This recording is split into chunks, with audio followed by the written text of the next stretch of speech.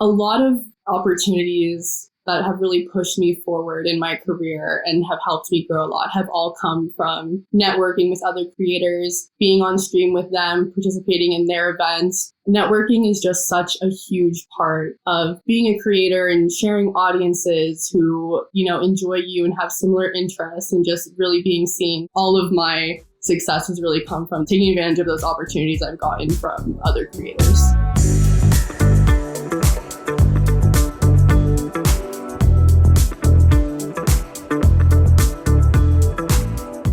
Hey everybody, this is Chikari Chima, host of the Creator Business Show. Today we are joined by Hannah Hutson. She was studying computer science at Cal and has switched her major to political science. But what's really interesting is that she's a model, she's a Twitch streaming partner, she makes YouTube videos, and she's a creator across all platforms. She's in the beginning stages of her career. And so it's a fascinating conversation that we're going to have with her today, talking about what the platforms are doing well. What does it mean to be really authentic online? And, what does it mean to be a full-time creator? Also, how do you take care of your mental health? And how do you support peers when they're dealing with the different challenges of being young, creative, and living in a world where our whole lives are broadcasted online? So stick around for the episode. We're going to have a great conversation. And thank you for joining us on the Creator Business Show. Hello, everyone, and welcome to the Creator Business Show. My guest today is Hannah Hutson, and I am very happy to have you on the show. Thank you. Hannah, why don't you give us a quick intro of who you are and what you do? My name is Hannah Hutson. I go by Han Huts on my social media platforms. I started streaming on Twitch a year ago, actually, in last January, and got partnered. And on there, I like to talk about mental health issues. I do some political commentary and get into spirituality and just kind of exist online as myself, which I think is really cool. Recently, I've transitioned into doing YouTube, and I've been vlogging on there and making videos of my streams. And then I create some content for Instagram and TikTok as well. Awesome. And you graduated from Cal during the pandemic, right? Yeah, well, I actually didn't graduate. I did 2 years at Cal. I studied computer science. And then during the pandemic, I decided to take the year off just because I'm paying for tuition myself. And being out of state, it is $50K a year. So I did not feel like paying $50K for online classes. And then I moved back to Oakland. I was planning on resuming classes this past fall, but I also ended up not doing that just because of the $50K. I decided to take another year off. And then if I do decide to go back, have that in-state tuition. So nice. Okay. Yeah. Well, we got our fingers crossed for you. Yeah, but I switched to, I was planning on switching to political science instead. Okay. But computer science is quite reputable. Well, computer science and political science are quite reputable at Cal. Oh, yeah. It's a great school. Wow. Okay. So we're talking to you. You're in Colorado right now. It's where you're from. Mm-hmm. You are a paused student, shall we say, at UC Berkeley? Yeah, paused. So you are, I know you got about 10,000 Instagram followers and a audience on TikTok. Well, I'd say TikTok isn't too sizable. I think it's it's definitely my smallest platform. I think recently it's been really difficult to grow on TikTok. I remember when I first started, just posting for fun in 2019, anything I posted would get a lot more views than I'm posting now. But I think since the pandemic hit, there's just been so many more new users and people posting content that the platform's become really kind of oversaturated. And it's a little harder to get discovered, but I'm working on it. Okay. Awesome. Okay. Yeah. So most sizable audience on Twitch, my bad. Yeah. And you're a Twitch partner. So what does that actually mean? So being a Twitch partner, you basically get just a better line of communication with Twitch, like anything you need help with or any questions you have. It's a little easier to get that. You also get more emote slots, which is one of the reasons people subscribe to you on Twitch. You get that little check mark by your name. I think maybe a little more visibility, and then just partner perks, surveys, things they do with partners. But unfortunately, as far as the revenue goes, not much. So that's one of the big things that people are fighting for on Twitch right now is having a higher revenue split, at least for partners. Right now, if you're partnered, you still get the same 50-50 revenue split as affiliates do. But for their big streamers, they have contracts where they get higher numbers and higher percentages. So it's a little uneven. It's not fair between all Twitch partners right now. It definitely depends on the size of your audience. So, Well, I'm really grateful for you coming on the show today because you are of college age, right? So you're 21. Young. Yeah. So you're a young person and you are like native to these creator platforms. YouTube, I think, is from 2006, right? So you've never really like lived in a world without YouTube. No. And I mean, it's funny, like even being native to those platforms and being on them since they came up, it's crazy still to see how different the YouTube of today is than when I was first watching it as, like in middle school and stuff. It's just completely different. So it's been interesting, but it's nice at least having the advantage of somewhat growing up with it, Yeah. Yeah. And I mean, getting to talk today about mental health topics, both as a human and then also as a creator, I think would be really very informative for a lot of people because it's not easy to be a creator. It's not easy to be a human, but it's not easy to live your life online and really open yourself up for judgment and, even more so of like, self-criticism, self-reflection. So I hope we can spend some time talking about that and how that is both a pursuit of passion and also how that's, generating revenue is a business. Yeah, definitely. I have a lot to say about that. It's basically what I talk about normally on stream, and also just a main factor in my life is how to deal with that. And so I'm still not perfect at it yet, but there's definitely a lot of knowledge I at least have about it. Yeah. Yeah. So, one of the things that's fascinating to me is that you have a few very different personas. You're the same person, but very, very different on Instagram from YouTube. And then, you get to speak at length on your Twitch stream. So how do you see yourself as a creator online? How do you describe yourself as a creator?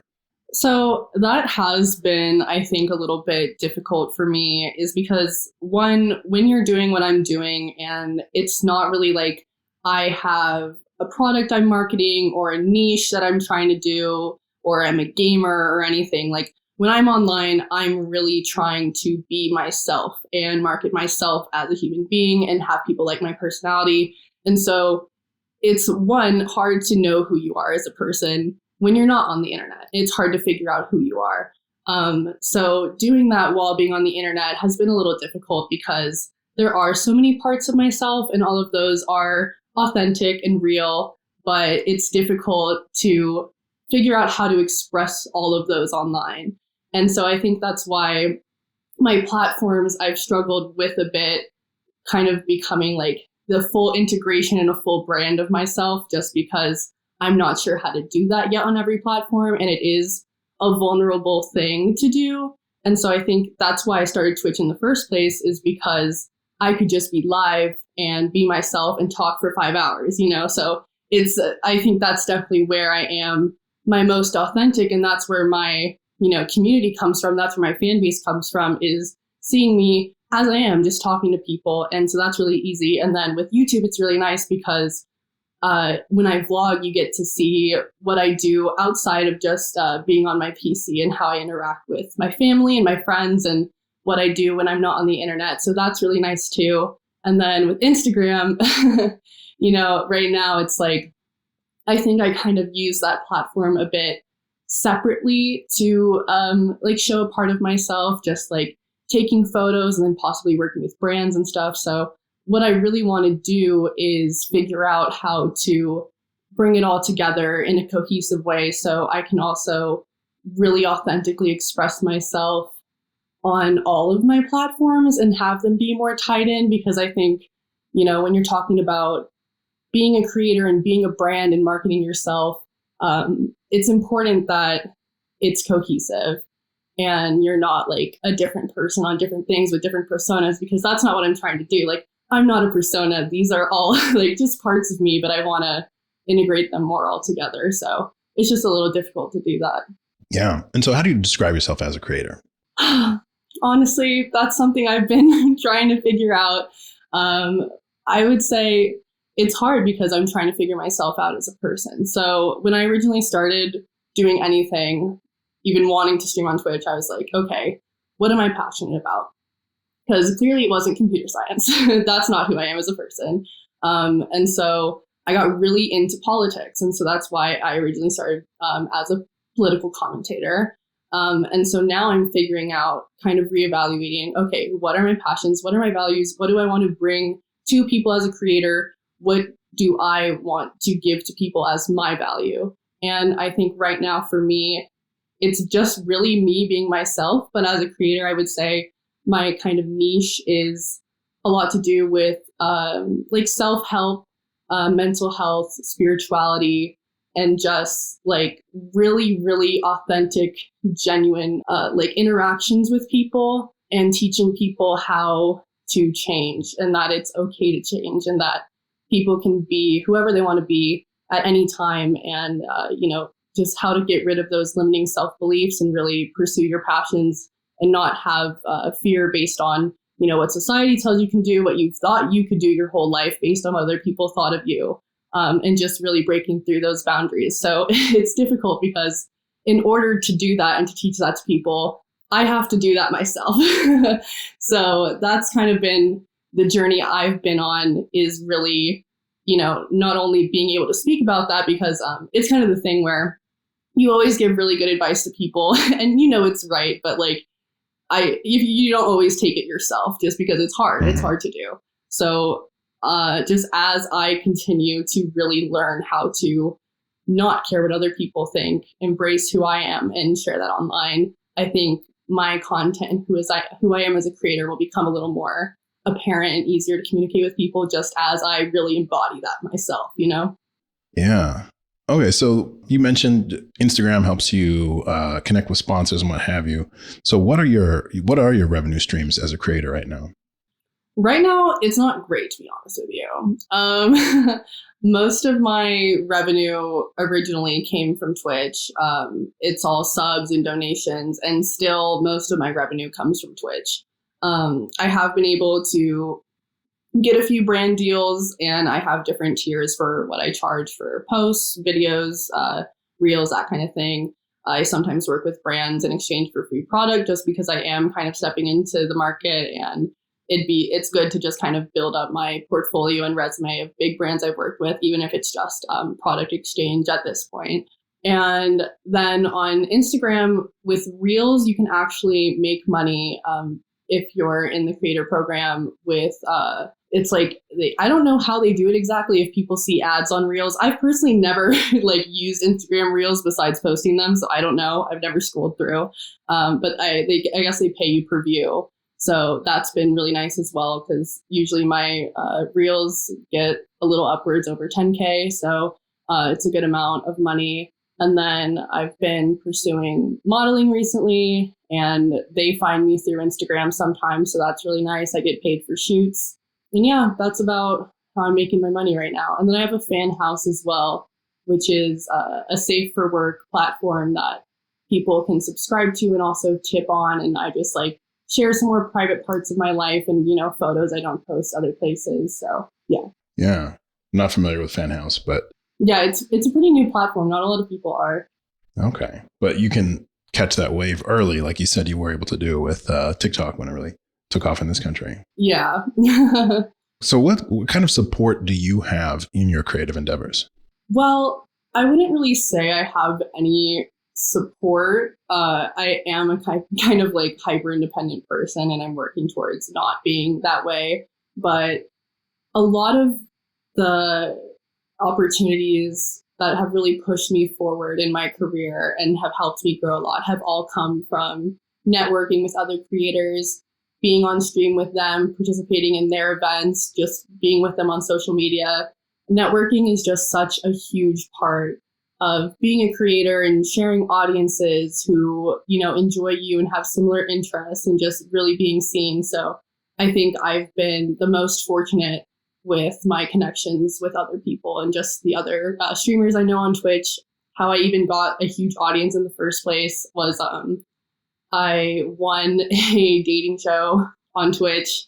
And from that, I actually got my kind of like base following in my first stream. I like averaged 400 viewers, which was, really huge on Twitch. It's it was really nice. It was a really nice start. So all of my success has really come from those taking advantage of those opportunities I've gotten from other creators. That's fantastic. That's fantastic. So I want to, while we're on the topic of the business side of things, one of the videos I saw on your YouTube was you were talking about how in high school, you were really struggling financially and your friends would actually like bring extra lunch for you or share their lunch with you so you had something to eat at school. And so it sounds like you are finding your way as a creative business person. But how do you reconcile that kind of financial instability and that uncertainty with the current uncertainty of, growing your income on these platforms that you don't have full control over? Yeah. Well, I'd say obviously based on that, like I've struggled with financial insecurity my entire life. I was raised by lower middle class single mom. She was a personal assistant. My dad, pretty absent bartender. It wasn't much. So money has always been a huge factor just for me growing up. And it was actually the reason originally I decided to pursue computer science at Berkeley, because I was like, okay, go to school immediately after, like 6-figure job, money's taken care of. And so it was a really huge deal for me to take the leap, to really believe in myself and pursue this career path where money is very uncertain. And, you don't get a paycheck for the amount of hours you put in. You don't go to work and do this and then you get that money. It's a super unstable field and it's a super unstable stream of revenue. So originally when I started on Twitch, I was like, this is amazing because I was making more just having fun and doing whatever than I did in my other jobs. And it was great. And then I got unemployment from the government. And so I was able to, before I started streaming, and I was able to just save all of that money to really use that to invest in the equipment I needed and to support me while I pursued that creative endeavor. So I definitely could not have done it without unemployment money, to be honest with you.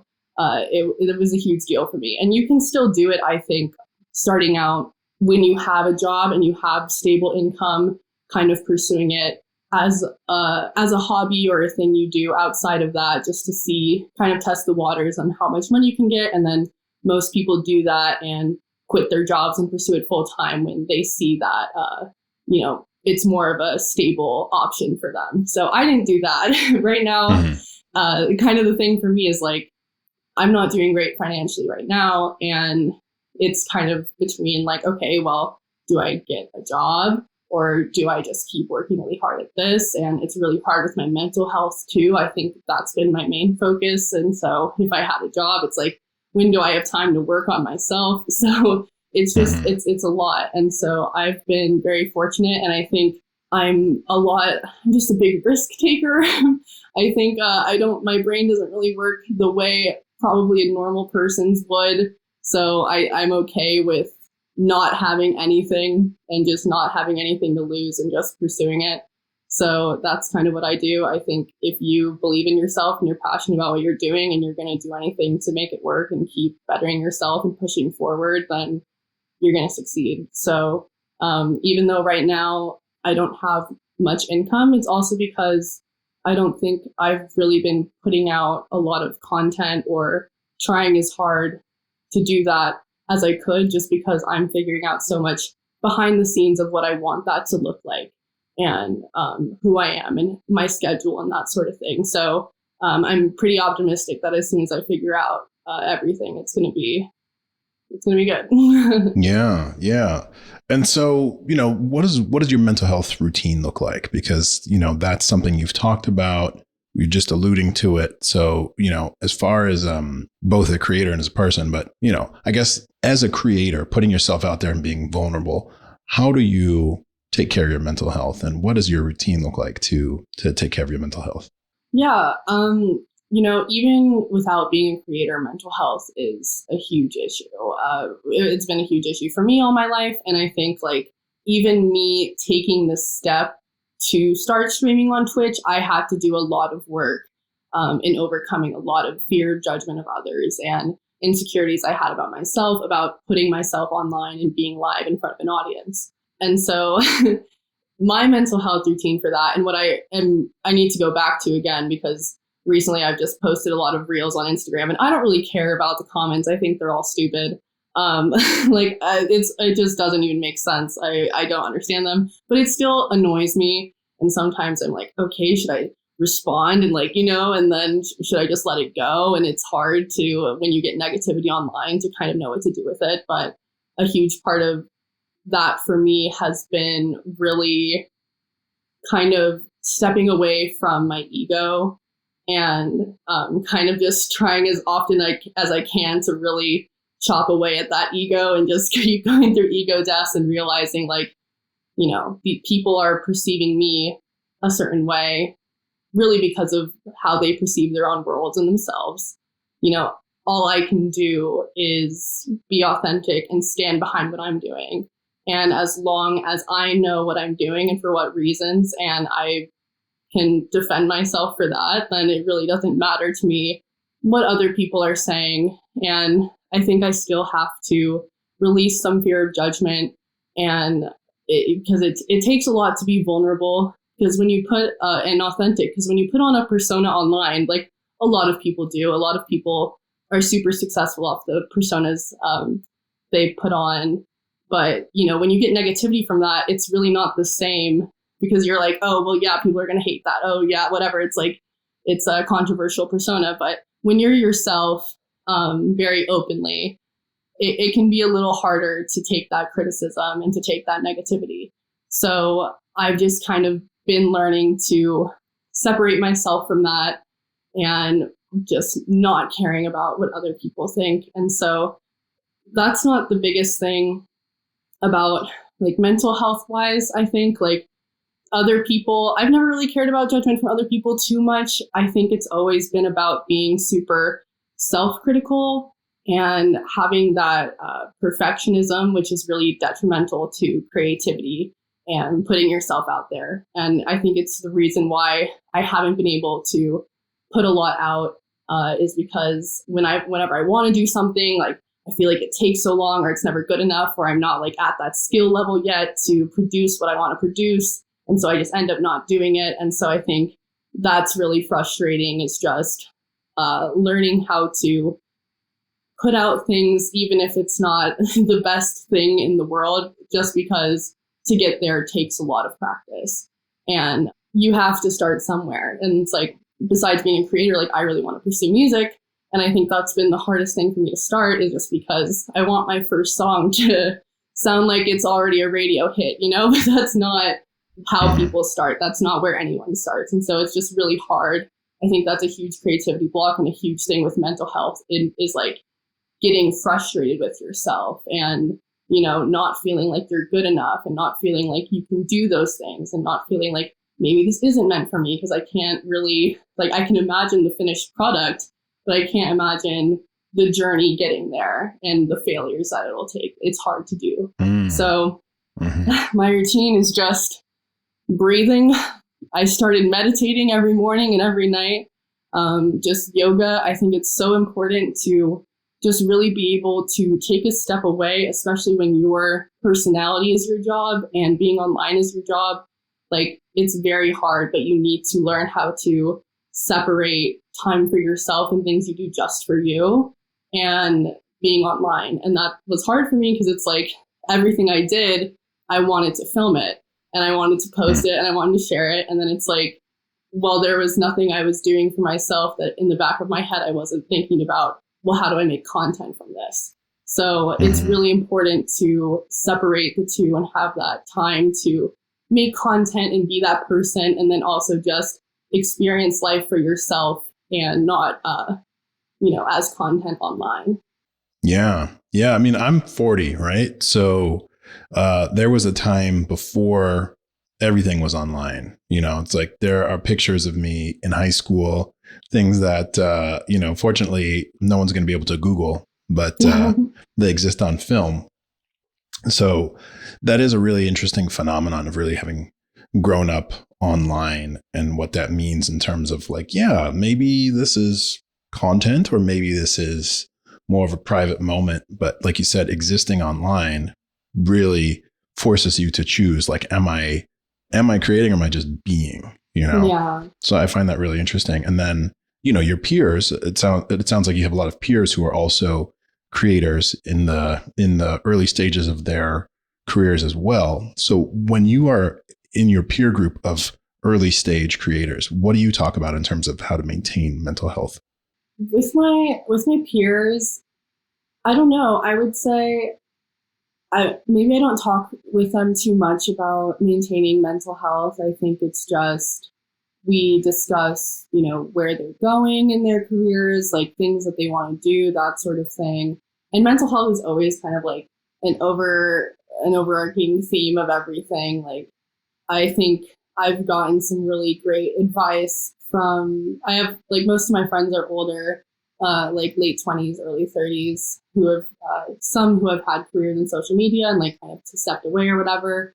And so one of my really good friends who's in the social media space, she used to kind of be pursuing it more as a creator, but now is like a social media manager and kind of behind the scenes. And she has just been going to therapy and seeing someone and kind of discussing everything with them. And I would recommend therapy to everyone, even if you're not a creator. Like, please, it's a good thing. But it's really just about, she's the one who gave me the advice where, like, I can have days. Oh, this is the really good advice she gave me. To go into a creative period where you're not posting online, when you're not doing anything and you're just by yourself and really in that creative space and you're creating for you and not for other people. And then after that, you go into the mode of sharing and marketing or doing whatever with your creations. And she gave me the example of, Adele, who basically she didn't do any like interviews or any like media work for the year. She was just working on her album. And then once it comes out, she's doing everything. It's the biggest album in the world. You know what I mean? So I think when you're a social media presence, you should realize you don't have to be on social media all the time. Like, it's hard because for the algorithms, they want you to post every day. They like on TikTok, like multiple times a day. So it's hard when you feel like you have to keep up and do something every day, or you're going to lose out on views, lose out on followers and visibility. So that's really difficult. But I think at the end of the day, it is always going to be quality over quantity. And so if you just need to take that time to really create and produce quality things, it's better than just like constantly having to be online and posting and not taking that time for yourself to really come back to center, know who you are, know that you're not just someone online and you're a human being. And you even if you didn't have any followers, any social media presence, you are still everything you are, even if you don't post it online. Mm-hmm. Mm-hmm. Can we go back to what you said just a second ago, also mm-hmm. about when you put yourself out there as yourself online, having to deal with hate? So what is that? What is your process of dealing with people's negative feelings when you are showing up authentically on different social platforms? Well, it's actually interesting because I feel like for me, it's been interesting because I really haven't gotten any hate when I'm on Twitch. Like when I'm just myself, being who I am, like even if people do come in haters, it's very easy to just be myself and convert them because I don't have those huge reactions to it. And I'm just like, whatever, dude, But so I think what I've found is when I do get the hate, it's when people are misperceiving who I am authentically. And so for me, that's been difficult because it just means that I need to work on communicating who I am. But it's also at the same time, it's like I should be able to post these things And like, because there's still things that happen to me. They're still like true. They're not like fake, but it's hard if you just see one video and that's it. That's all you know of me. Then you get this whole idea of who I am as a person. And then you hate it and you comment on it, even though that's not me at all. So I feel like most of the hate I've received is from me not being seen as my authentic self. And so that's something I'm working on communicating more. But so that's why also like it's frustrating when I get those hate comments. But at the same time, like even if you are completely yourself on the internet and people hate that, they still don't know you. And even in real life, like, your parents can say something, your friends can say something, and they still don't know all you are. And they still are having their own issues that they're projecting onto you. So it's really just about, no matter if it's strangers on the internet or your best friend, like really knowing yourself and who you are and believing in that and standing in that and not letting other people's opinions influence that. And so are you talking specifically about the discrepancy between, modeling on the internet versus, talking about politics and wealth redistribution? Yeah, because the hate I get is, it's videos on Instagram where I'll tell like a story from 4 years ago about like a funny, like most recent, like I got 1 million views on this reel I did. That was just like a comment someone made after we had sex. And there was so much hate in those comments. And it's just like, that was 4 years ago and people are so mad at me. I don't know. I just don't know. Men just don't like to see women be open about anything. Like really, that's about it. So all the hate I've gotten is from men. There really hasn't been any women on there. So that, and then the other video I got hate on, everyone was body shaming me, which I thought was interesting. Everyone was telling me to eat and like that my ribs were gross and that I was too skinny. And so I looked at that and I was like, okay, that really didn't affect me at all, because one thing, like I'm very confident in my appearance. And so I can get a little more insecure when people comment on my personality, just because I think that's more vulnerable for me. But body wise, like everyone has an opinion on someone's appearance. So it really doesn't bother me. But yeah, like being on Instagram and being, having the photos I do, I think it comes across like I can be very like sensual, and I post like, in scandalous things and whatever, even if it's not inherently sexual. And I think people get an idea of me from that, even though really I'm just expressing that side of myself, because I kind of view it more as like art. And I really do like my appearance and I really like to take photographs and I like fashion and I really like that aspect. But if you just see my Instagram, you're going to get the wrong impression of me. And I think like that's annoying because one, I think women can be, sexual and beautiful and present themselves however they want and still be smart and, really good people and educated. And I think that assumption shouldn't be made immediately by seeing those pictures of someone, that someone's a certain way, but that's just kind of how it is on the internet and what the assumptions people make about everyone. So it just kind of is what it is. Yeah. I mean, tuning into your Twitch and you're talking about, the elections and things like that, and really taking on political topics with a maturity and a depth is definitely a different side, let's say, than, modeling shots on Instagram. But one thing I will say is that if people are hating, at least they're paying attention. And part of this economy is about attention, right? Oh, 100%. I mean, the reason why that reel got 1 million views was because there were so many people commenting on it. And even if those are hate comments, the algorithm doesn't know that. No, it does know it. And it does yeah, I think that's one of the interesting things that we learned in the revelations from these Facebook, what caused Facebook to change its name recently, was that they actually do know that these hate comments drive more engagement, and they're driving people towards stuff that they're going to hate on. Well, regardless, it just gets my numbers up.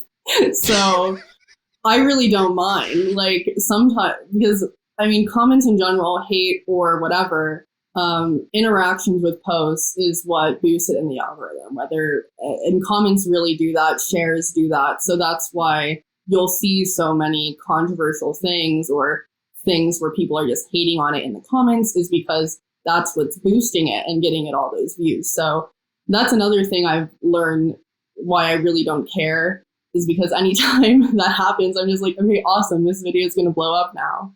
And with all the hate and people who see that, also comes people who don't hate it and who follow me. And so, when that happens and I get a bunch of hate comments, whatever, but if I get 500 followers from it, then I don't really mind.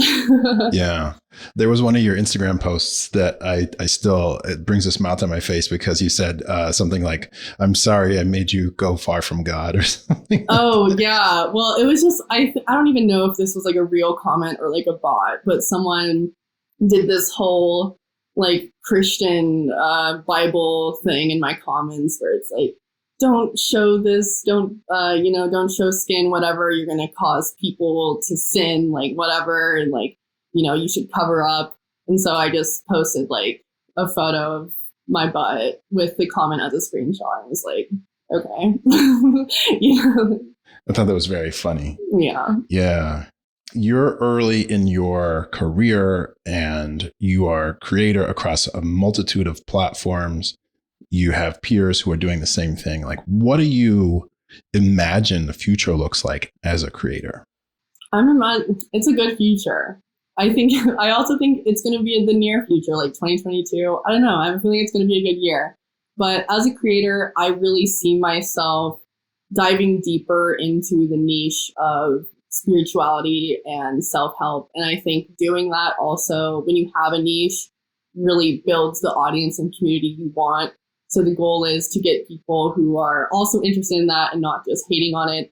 But another reason why I think it's going to do well is because some people have such strong opinions against spirituality and everything I'll be saying, that I think it'll be a healthy mix of people hating on it to get it seen. But being a creator, I plan on really being more consistent with Twitch again. I kind of took a little break from doing that.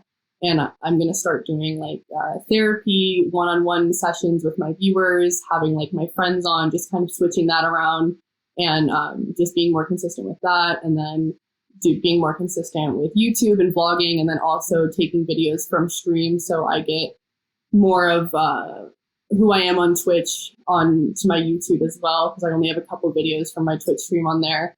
And then just also making TikToks and Reels and YouTube Shorts about the subjects I'm interested in, casual videos of my life. Like I really am just going to be sharing more of who I am and making that connection and figuring out how to communicate that. And I think from there, once it's more cohesive and I have like a pretty strong brand identity that people can recognize and get behind, I think that'll really solidify who I am as a creator.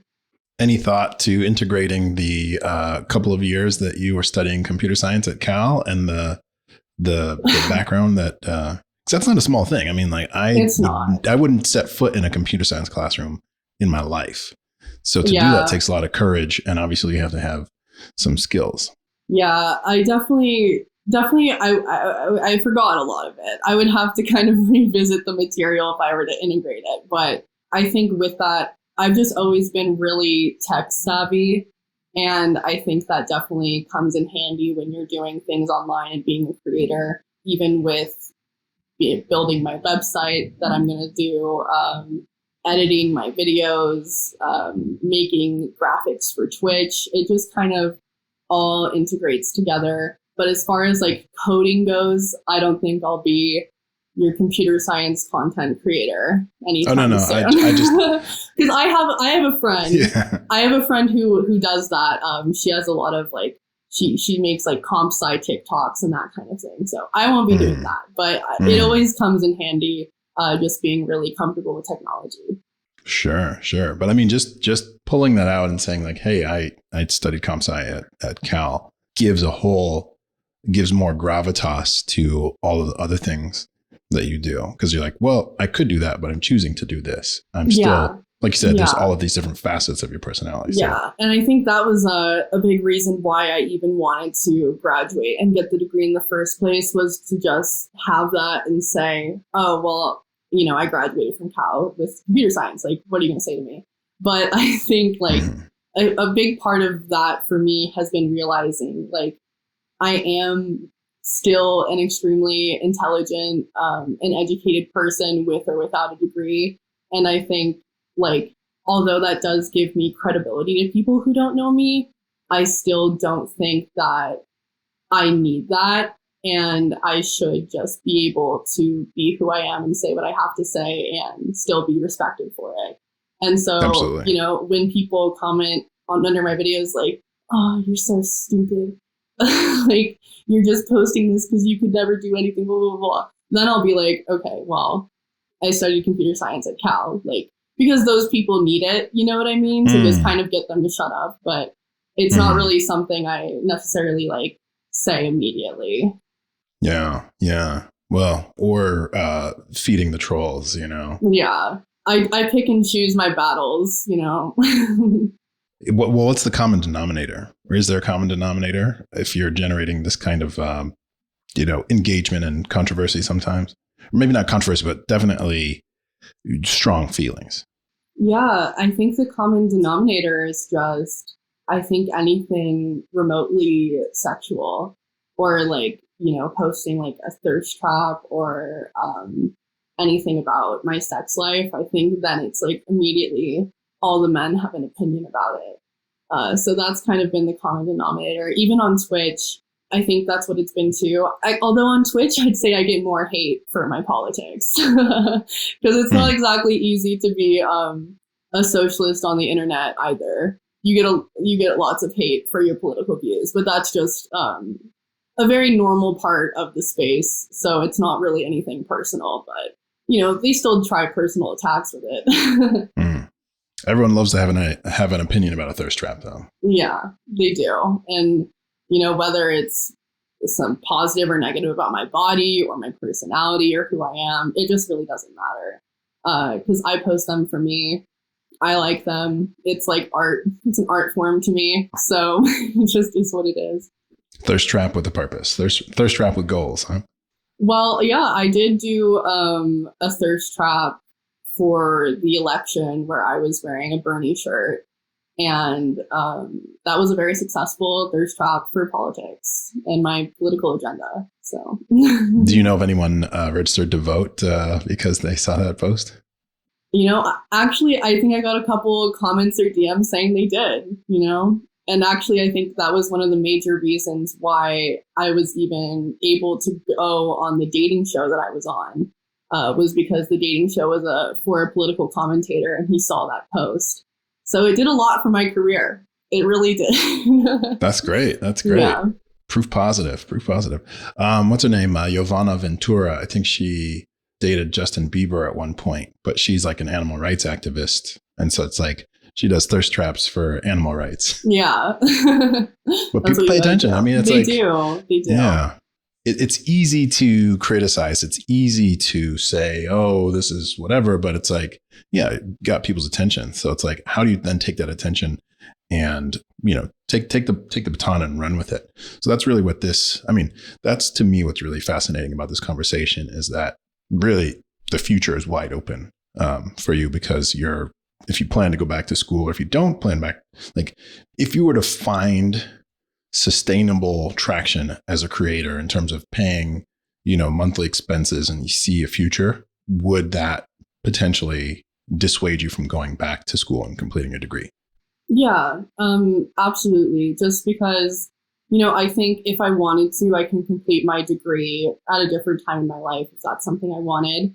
But currently it's like, going to school, getting that degree, that's a ton of time and a ton of money, especially at Cal, like those classes, it's not a joke, you know what I mean? Like it's pretty intense going to Berkeley, and I don't see why I would spend all of that time and all of that money to get a degree when I know that I'm never going to have to use that degree. And especially studying political science, I think I can be an activist and have an opinion on politics without having a degree. especially because I think a lot of my politics and my views on policy come from a very human approach. And so it's like, I don't want to be debating anyone on US history or, all these different economics. Like, the reason why I'm so passionate about politics is from a human and humanitarian perspective. And so I can argue my views without really having to go through that program. And I can educate myself without going to school too. And I can be educated. Yeah. So I just don't really see the need for it.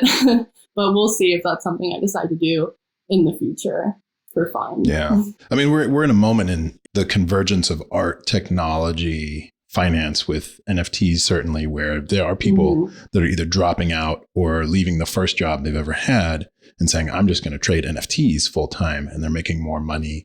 Or you have finfluencers like on TikTok where they're making hundreds of thousands of dollars a month talking about personal finance. And whether you go to college or not, if the audience agrees with what you are putting out there, or if they hate it, but they're engaging with it, then that's a whole new way to make a living. And so it's like, you're really generation one, the first kind of cohort of people where this is a valid career decision to make. And I just find that really, really fascinating. Yeah. And that's why part of what I want to do is really encourage everyone to pursue what they're passionate about, is because we live in a time right now where you can really make money doing anything you're passionate about. If you find a niche and you just make that thing and you post it on TikTok, you can make a living off of that. It's very easy to make a living off of things online now.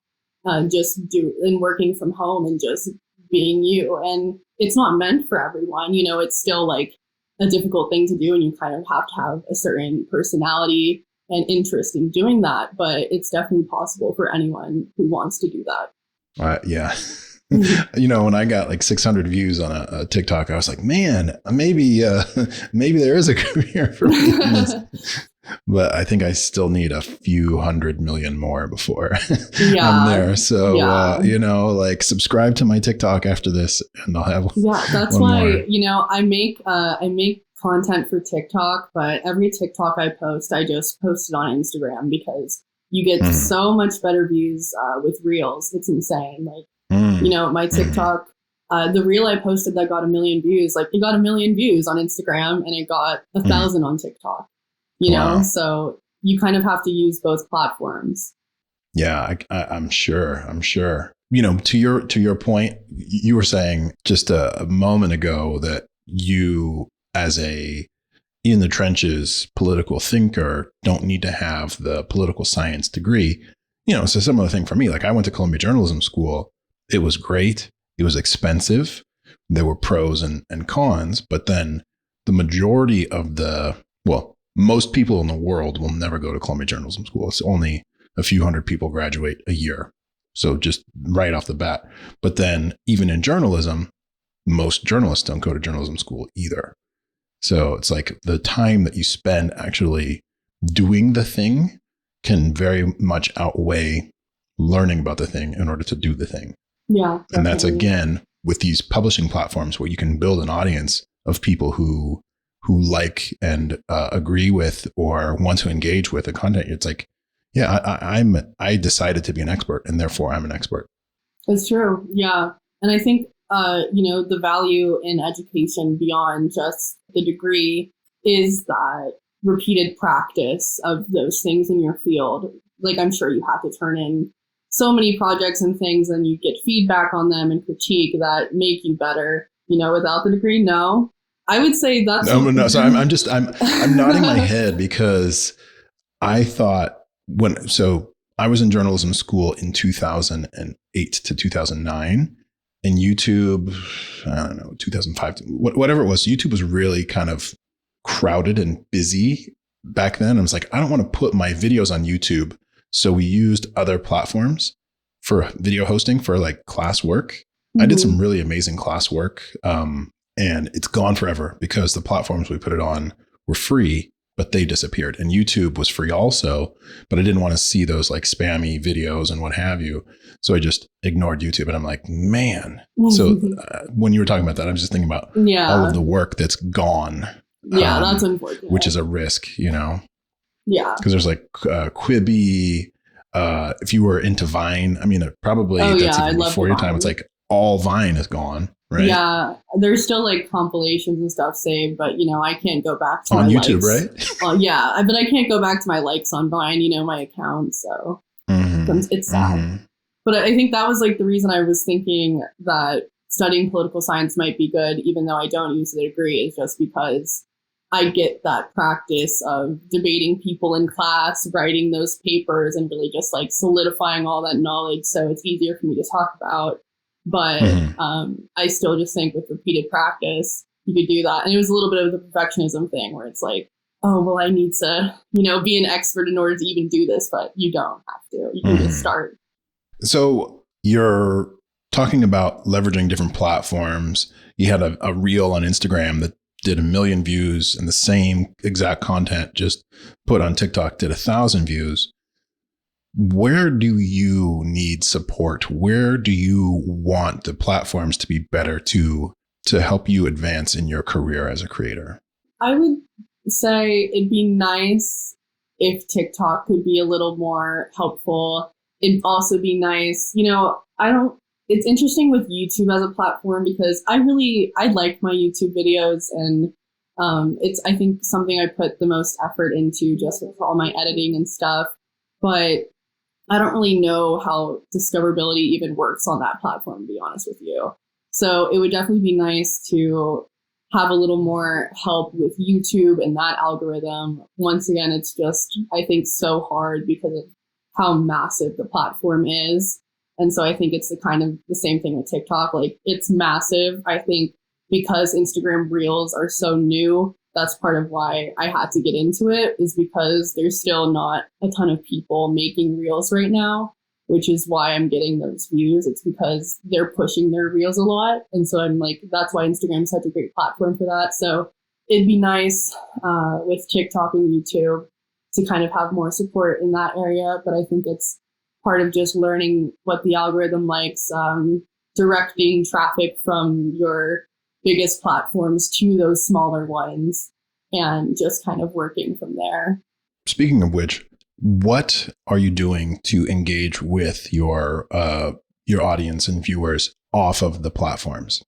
Well, I have a Discord, and so my Discord community, it's really all my viewers from Twitch. So I don't think anyone on Instagram is joining my Discord. It's all of my Twitch community, but Twitch is my biggest platform. So from my Twitch community, I'm able to connect with them, tell them about what's going on in my life if I haven't been streaming a lot, just so they're constantly engaged even when I'm not posting that content.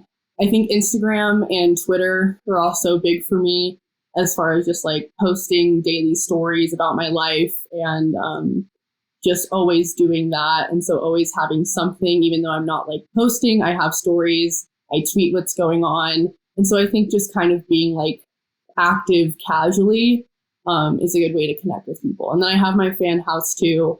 And on there, people can actually DM me directly and I'll answer. But you got to pay to do that because I'm not doing it otherwise.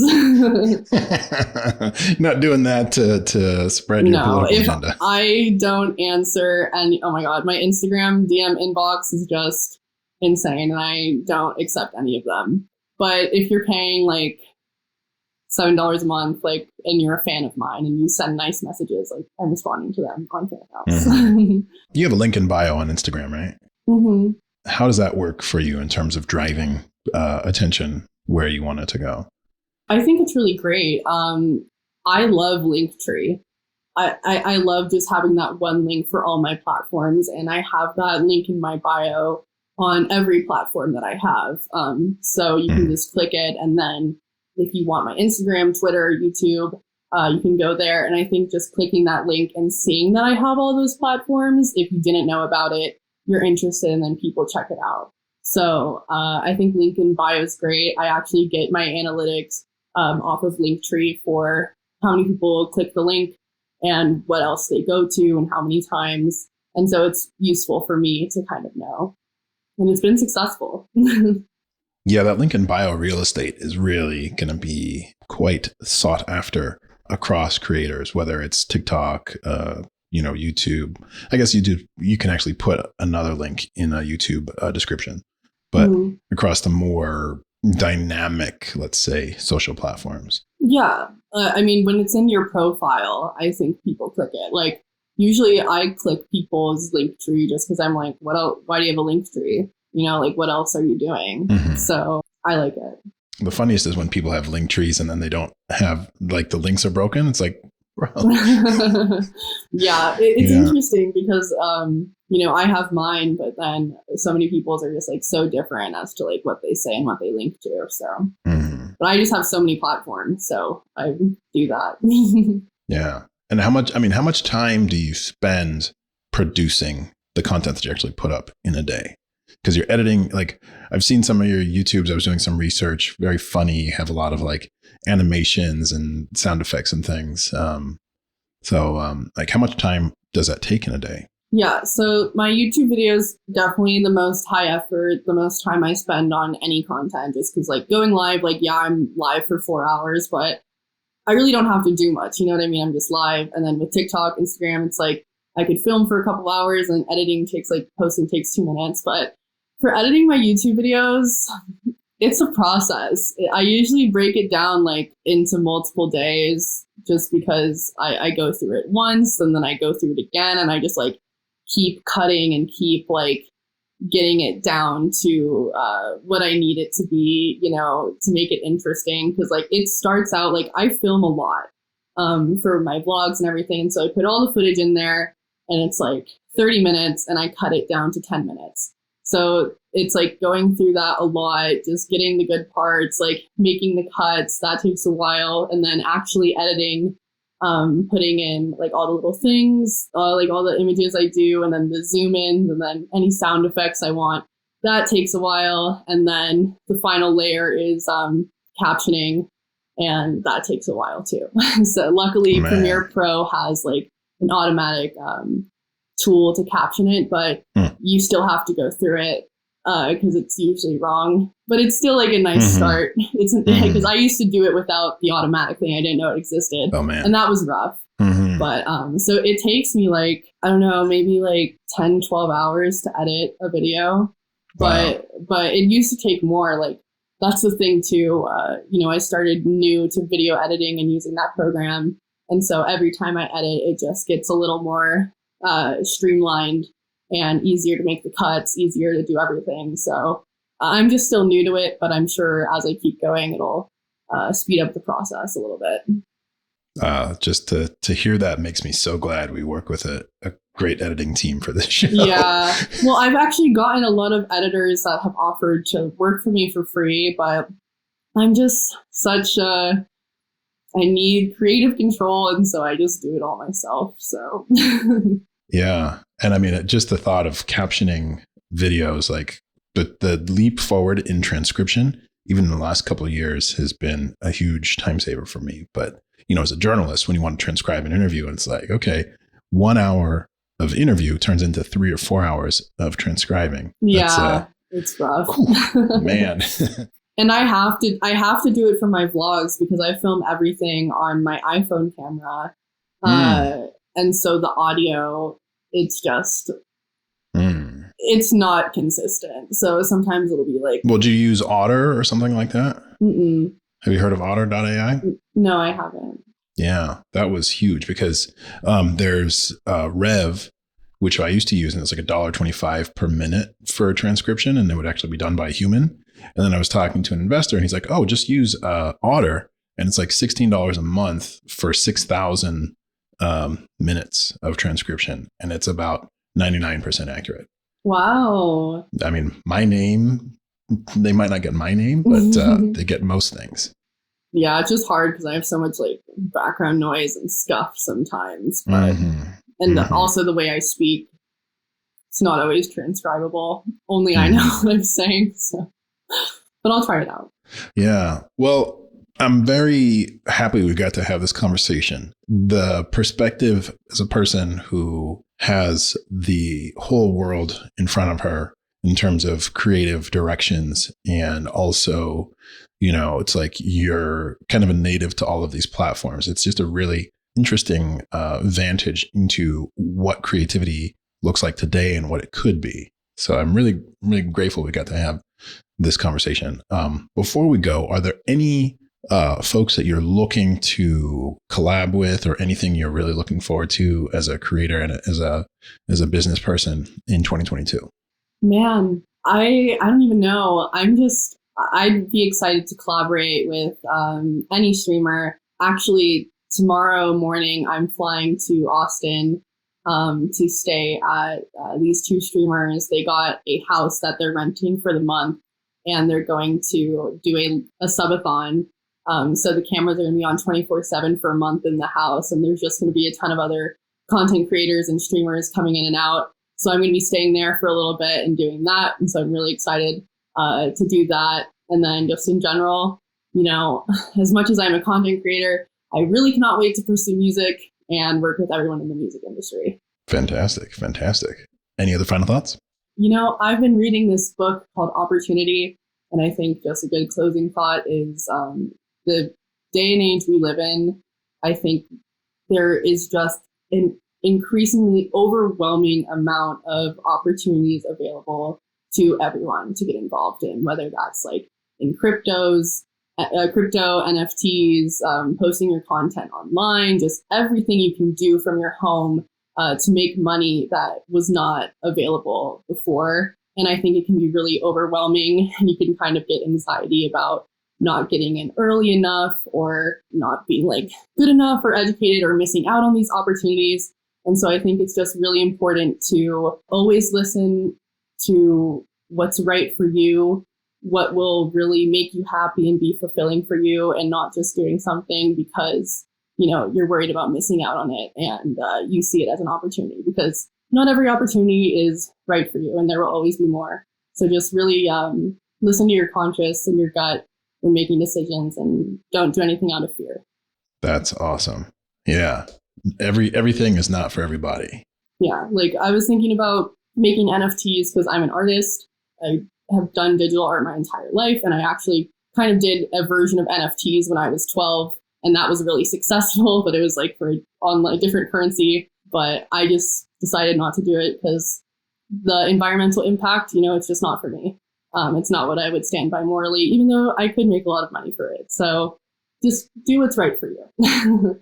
Well, Hannah, thank you so much. Really wishing you a lot of success in 2022 in your collabs, in your pursuit of music and art. And thank you for being authentically yourself across these platforms. Not everybody's going to get you. And sounds like a lot of people take aim, but I really appreciate the work that you've done on yourself in order to not let that bother you. And, thank you for sharing some pointers to our audience about how they can deal with negativity and be true to themselves. So really want to thank you again.